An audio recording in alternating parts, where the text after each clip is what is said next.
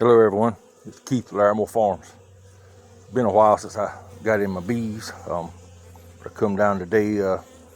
We done an OA treatment on them about 2 weeks ago. I was coming down to kind of check, see what the stores look like, kind of see how the bees looked.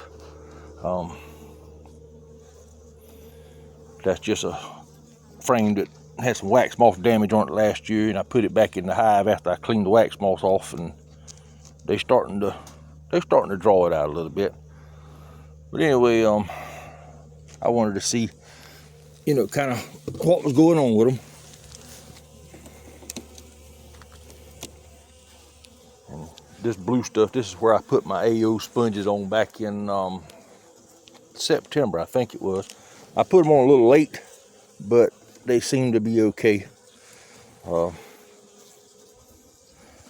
this white stuff here, I'm kind of wondering if that's from the AO treatments we put on them, because it wasn't like this before we put the treatments on them.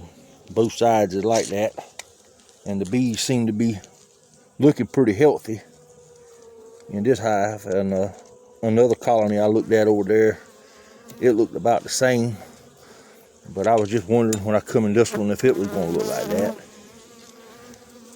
All right, you little rascals, get back in that box. Yeah, I'll give you a little love dust.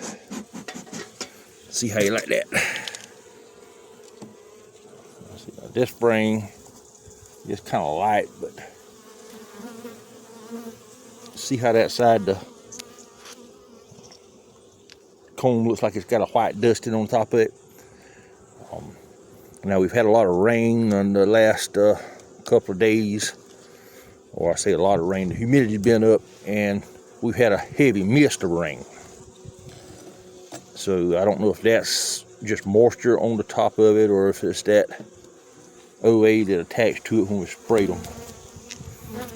But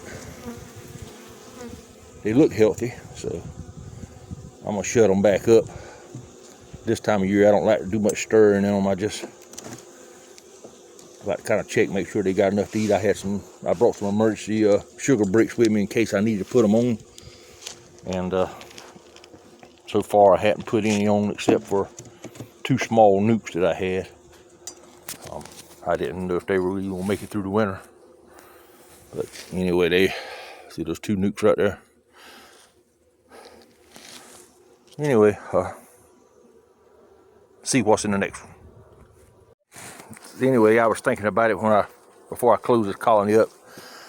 I'm probably gonna put some emergency bricks on these things probably around the 1st of February, because the stores are starting getting low.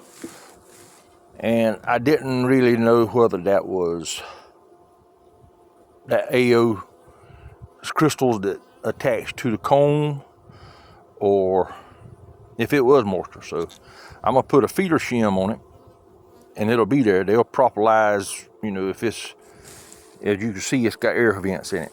They'll propolize that shut if it's getting too much airflow, but that may help draw some of that moisture out of them, so it doesn't mold or bother anything in there.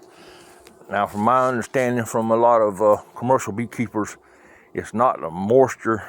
It's not the cold weather that actually, harms the bees or kills them. It's the moisture that builds up in that colony if it can't get out, or if it doesn't go to the top and they fan it over and it runs down the sides. What drops down on top of that cluster is the most, I reckon you'd call it, harmful factor. For the most part, what I've been seeing, everyone has plenty of stores.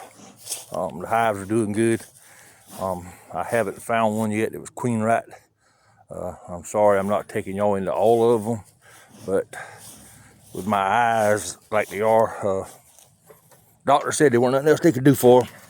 They found me a pair of glasses that I can get.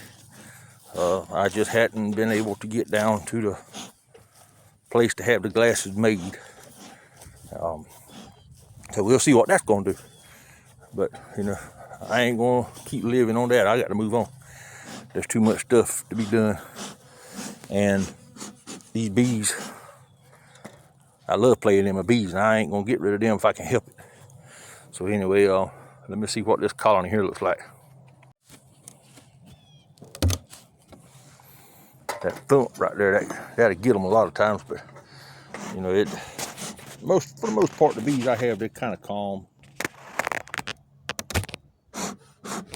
Shoot a little smoke under the dash. If any of y'all hadn't ever done that back there years ago when we used to work on them old automobiles or cars or whatever you want to call them nowadays,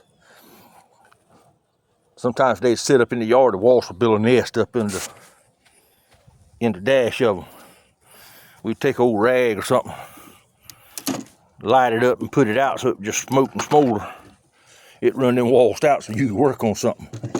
If you didn't, you'd liable to reach your hand up in there and grab something that would bite you back. Now this one, it's looking kind of, well, they got some stores,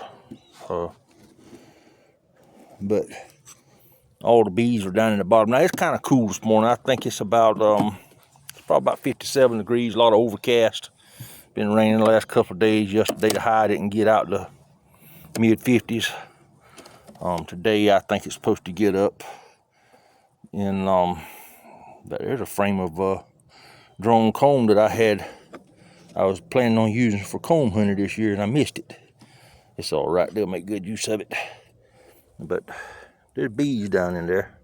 Look like a pretty good cluster. They're good and quiet, so I'm not gonna go in there and disturb them and check, make sure they queen right or whatever. I'm gonna just say they are and move on.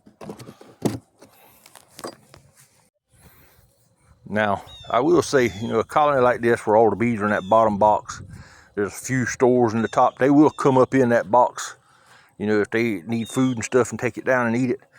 But being there's not a lot of bees in the top, people might ask, you know, what about the wax moth? Well, as long as you got enough bees in that bottom box, I think they kind of halfway keep those wax moths at bay.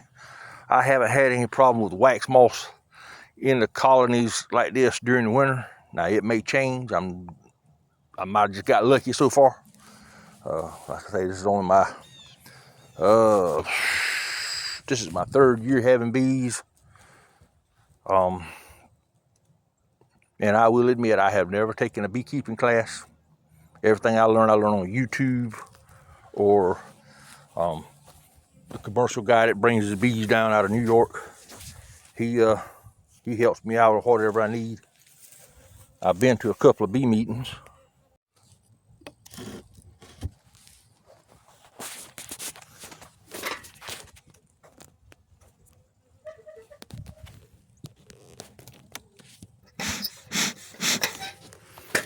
Shoot a little smoke. Pop the top. I hear bees. I hear bees. Now these bees, they up in the top. Looks like they got some fairly decent stores. Give them a little smoke. I reckon I didn't wait long enough when I smoked them to settle them down, but sometimes you got to keep moving. Yeah, a little teeny bit of stores in that corner. They got some wet nectar right there. Now that might be sugar syrup from where I'd put some sugar syrup out at the house about a week ago before all this cold come in. But I hadn't really put out a lot of sugar syrup. Now see, this got that white haze to it too. I don't know if the camera's picking it up, but it's on the comb if you look down it that way. And it's on that comb. But it's just in the middle of it. I'm gonna do some more research into that.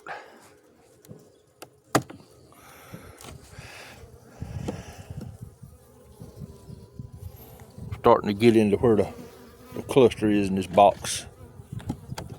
And you know, I might be speaking too fast now. That's a heavy frame there. Yeah, it's got a lot of nectar. The bottom box looks like it's kind of full of bees. They up in here eating on the store, so I'm gonna say they good. Now this box, all the bees look like they've either moved to the top, But if both of these boxes is full, this will be one big honey producer if they don't swarm in the spring. I don't want to bother them too bad. Let me see if I can smoke them down a little bit. All right, ladies, y'all get down a little bit. I'll be back. Okay, so I checked it out, and I couldn't get in there because they were flying all up on my face and all. But this box is queen ripe, but all the bees have moved out of the bottom box up into the top box. That's why everybody's up here at the top. The bottom box, it had a few bees in it, but it didn't have many.